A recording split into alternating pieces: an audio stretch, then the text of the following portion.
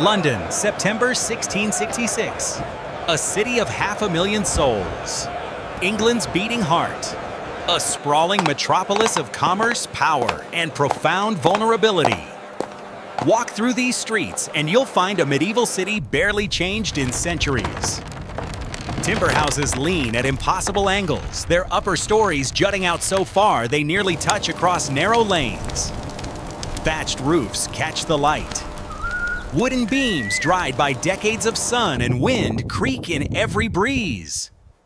The year before, the Great Plague swept through like the angel of death. Over 100,000 died. Mass graves, red crosses painted on doors. Carts collecting corpses. Those who could flee fled. Those who remained lived through hell. Now, in the autumn of 1666, the plague has subsided. London is recovering, markets bustle again, ships crowd the Thames, but beneath this return to normalcy lies a danger no one fully comprehends. Every contemporary observer notes the same thing. London is a fire trap. The Dutch artist Jan Griffier paints it as a dense forest of timber. The diarist John Evelyn calls it a wooden, northern, and very combustible city. Everyone knows the risk, yet nothing changes. The city has building regulations. Technically, they're ignored. Enforcement is weak. Profit trumps safety. Houses are built taller, closer, cheaper. Fire insurance doesn't exist. The fire brigade is just neighbors with bucket. This is the London that goes to sleep on Saturday night, September 1st, 1666. A city waiting for its reckoning. Pudding Lane. A narrow street in the heart of the city of London, running down toward the Thames. Warehouses, shops, homes, all pressed together in the medieval fashion. At number 23 lives Thomas Farriner, the King's baker. He supplies ship's biscuit to the Royal Navy. His ovens burn hot through the day and into the evening. At around 10 p.m. Saturday night, he checks the fires one last time, banks them, and goes to bed. But embers have their own life. Sometime after midnight, a servant wakes to smoke. The bakery is burning. Farriner, his daughter, and a servant escape by climbing through an upstairs window onto the roof of the house next door. But one maid, too frightened to make the crossing, becomes the fire's first victim. The alarm is raised, church bells ring. Neighbors emerge with buckets, but it's already too late. The bakery is fully engulfed. Sparks leap to the Star Inn next door, where hay and timber feed the flames. The fire spreads east toward the Thames wharves. By 3 a.m., the Lord Mayor, Sir Thomas Bloodworth, is summoned. He arrives, surveys the scene, and makes a decision that will haunt him forever. Piss on it, he reportedly declares. A woman might piss it out. He refuses to order houses demolished for fire breaks. Too expensive, too controversial, and goes back to bed. The wind is blowing strong from the east. London is about to learn the price of complacency. By dawn, 50 houses are burning. The fire reaches Fish Street Hill. It's spreading toward the Thames warehouses. Buildings packed with naval stores, timber, hemp, tar, and oil. Everything combustible. Samuel Pepys wakes at 3 a.m. to the news. As clerk of the Acts for the Navy Board, he's well-connected and curious. He climbs the Tower of London to see the fire. An infinite great fire, he writes in his diary. By sunrise, he understands this is no ordinary blaze. He takes a boat on the Thames to get closer. The heat is so intense he can barely approach. People are throwing their possessions into the river. Others load boats and flee. Pigeons, he notes with pity, hover over their burning homes until their wings catch fire and they drop into the flames. Pepys rushes to Whitehall Palace to inform the king. King Charles II, just 36 years old, acts decisively. He orders his brother James, Duke of York, to take charge of firefighting. He commands that houses must be pulled down to create fire breaks. He promises to compensate property owners. Most crucially, he leaves the palace and goes into the burning city himself. This is not ceremonial. Charles and James, along with courtiers and soldiers, spend the next days in the streets, passing buckets, directing demolition crews, offering money to exhausted firefighters. The King of England covered in soot and ash, working alongside common laborers. It's an extraordinary sight. But the fire is faster than any human response. Monday afternoon, the flames reach Thames Street. This is where London stores its wealth. Warehouses full of wine, brandy, sugar, timber, oils, tallow, and gunpowder. When these ignite, the fire transforms into something apocalyptic. Barrels of tar explode, rivers of burning oil flow down streets. Wine cellars erupt like volcanoes. The heat creates its own wind system. A fire tornado that lifts burning debris high into the air and drops it hundreds of yards away. Starting new fires, the London Stone, an ancient landmark said to mark the center of Roman London, stands in the path of the flames. Citizens pray it will hold. It doesn't. Everything burns. By nightfall, the fire has created its own weather. Witnesses describe a false dawn, the sky glowing red at midnight. The roar is deafening, timbers exploding, buildings collapsing, the rush of the flames like an endless scream. John Evelyn climbs to the top of a church in Southwark, across the river, to witness what he calls the most horrid, malicious, bloody flame. He writes, "God grant mine eyes may never behold the like, above 10,000 houses all in one flame. The noise and cracking and thunder of the impetuous flames, the shrieking of women and children. The fall of towers, houses, and churches was like a hideous storm. The fire is now a living thing, consuming everything in its path. The Royal Exchange, the commercial heart of London, the place where merchants from across the world conduct business, burns. The Guildhall, center of city government, is gutted. Dozens of parish churches are destroyed. And still the fire advances. It moves towards St. Paul's Cathedral. The old cathedral, built over centuries, is one of the largest in Europe. Its stone walls are thick, its foundations deep. Surely people think St. Paul's will stand. But St. Paul's has weaknesses. The building has been neglected for years. Wooden scaffolding from a half-finished renovation surrounds it. More critically, the area around the cathedral, especially Paternoster Row, is London's book trade district. Warehouses and shops are crammed with paper, parchment, and timber. The flames reach Paternoster Row. The books ignite. The fire is so hot that the very stones of St. Paul's begin to crack and explode. The cathedral's roof is covered in lead. 4 acres of lead sheathing. When the heat becomes intense enough, the lead melts. Molten lead pours through the streets like lava. The wooden structure beneath collapses. The vaulted ceilings fall. The great pillars crack. St. Paul's Cathedral, which has stood since 1087, dies in a single day. For Londoners watching from across the river, the destruction of St. Paul's is a profound shock. This is not just a building. It's the spiritual and symbolic center of the city. Its fall seems to signal the end of London itself. People flee in every direction. The roads north are clogged with carts, coaches, wheelbarrows, anything that can carry possessions. The fields of Moorfields and Islington fill with refugees. Makeshift camps spring up. Tens of thousands are now homeless with only what they could carry. By Wednesday, the situation is desperate.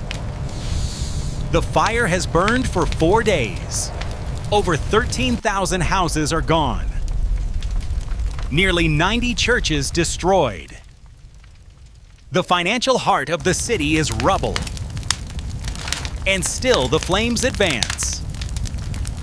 The Duke of York organizes firefighting posts throughout the city. Each is commanded by a nobleman or courtier, with teams of soldiers, sailors, and civilians. The king continues to move between posts, offering encouragement and money.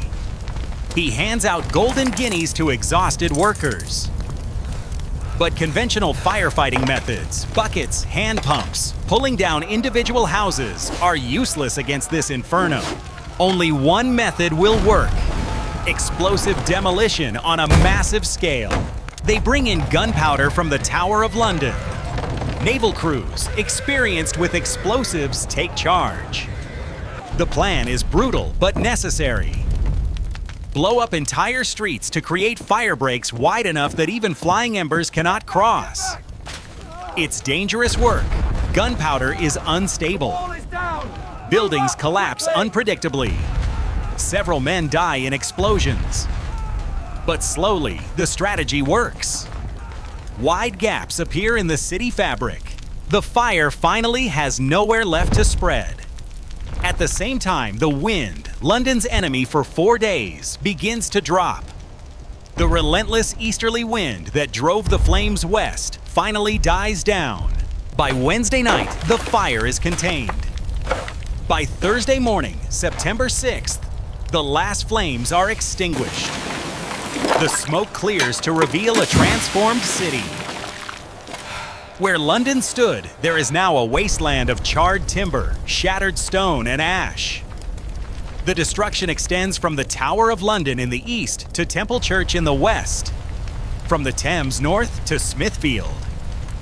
4/5 of the City of London, the ancient square mile, is gone. Official records count only 6 confirmed deaths. But this number is clearly absurd. The poor, the nameless, those who died in collapsed buildings or were consumed by the flames, they leave no trace. Modern historians estimate hundreds, possibly thousands died. Over 100,000 people are homeless. They crowd into fields, churches, any space that offers shelter. The king orders tent cities to be established and food distributed. But resources are limited. Disease threatens. A humanitarian crisis looms. In the aftermath, people need answers. Who caused this? Why did it happen? Conspiracy theories spread like the fire itself. Many blame foreigners, the French, the Dutch, the Spanish. England is at war with Holland. Surely people reason this was sabotage. Foreign residents are attacked. One French watchmaker is nearly lynched by a mob. He's saved by soldiers and later tried for starting the fire. Despite no evidence, he's executed, a scapegoat for public rage. Others see divine judgment. Puritan preachers declare the fire was God's punishment for London's sins.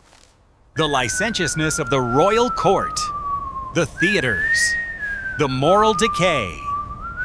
The nation must repent or face worse. A few voices offer a different explanation. Urban planning. John Evelyn writes to the king arguing that London's wooden construction and chaotic layout made disaster inevitable. We must build in brick and stone, he insists. We must have wider streets, proper regulations. His message will eventually be heard, but first, London must bury its dead, house its homeless, and begin the monumental task of rebuilding. Within days of the fire, architects and planners submit visions for a new London. Christopher Wren, John Evelyn, and Robert Hooke all propose grand designs. Wide boulevards radiating from plazas, a geometric street grid, classical architecture throughout. On paper, these plans are magnificent. They would create a London to rival Paris or Rome. But reality interferes. Property rights are tangled. Who owns the rubble? Landlords and tenants dispute responsibilities. The city needs rebuilding now. People need homes. Shops need to reopen. Commerce must resume. There's no time for utopian visions. A compromise emerges. The street plan will largely follow the old medieval layout. too complex to untangle property rights otherwise. But building codes will be revolutionary. The Rebuilding Act of 1667 mandates all buildings must be brick or stone. Wood is restricted to doors and window frames. Streets must be widened to specific measurements. Building heights are regulated by street width. Proper foundations are required. Overhanging upper floors are banned. A special fire court is established to resolve disputes quickly. The goal: prevent litigation from paralyzing reconstruction. Slowly, building by building, London rises from the ashes. It takes decades, but a new city emerges. Safer, more ordered, more durable. The most visible symbol is Rennes' St. Paul's Cathedral. Construction begins in 1675 and continues for 35 years. The result is Rennes' masterpiece. A Baroque cathedral with a massive dome visible across London. It's completely unlike the Gothic cathedral it replaced. A statement that London has entered a new age. The fire also births a new industry: fire insurance. The fire office is founded in 1667, offering homeowners protection against the disaster that destroyed a city. Other companies follow. The concept of risk assessment, premium calculation, and distributed risk becomes fundamental to urban economics. Fire brigades are professionalized. Each insurance company maintains its own firefighters identified by distinctive badges. Buildings display their insurance company's mark, a fire mark, so brigades know which properties to save. It's not a public service, but it's better than buckets and chaos. The Great Fire of London burned for 4 days in September 1666. It destroyed 4/5 of the city. It left over 100,000 homeless. It created a national trauma that lasted generations. But it also created opportunity. The medieval city, cramped, unsanitary, dangerous, could not be rebuilt as it was. The fire forced modernization. New building codes made London safer. Wider streets improved traffic and sanitation. Brick and stone construction reduced fire risk. Professional firefighting and insurance spread the cost of disaster. The fire became embedded in London's identity. The monument, designed by Wren and Hook, stands 202 feet tall near Pudding Lane, exactly the distance from where the fire began. It reminds every generation that cities are fragile, that disaster can strike suddenly, and that from destruction comes renewal. Samuel Pepys's diary preserves the human experience, the terror, the heroism, the confusion. His account remains one of the most vivid eyewitness documents in history. The Great Fire of London was more than a fire. It was the end of medieval London and the birth of the modern city. A catastrophe that became a catalyst. A destruction that forced progress. From the flames of 1666, a new London emerged, stronger, safer, and ready for the centuries ahead.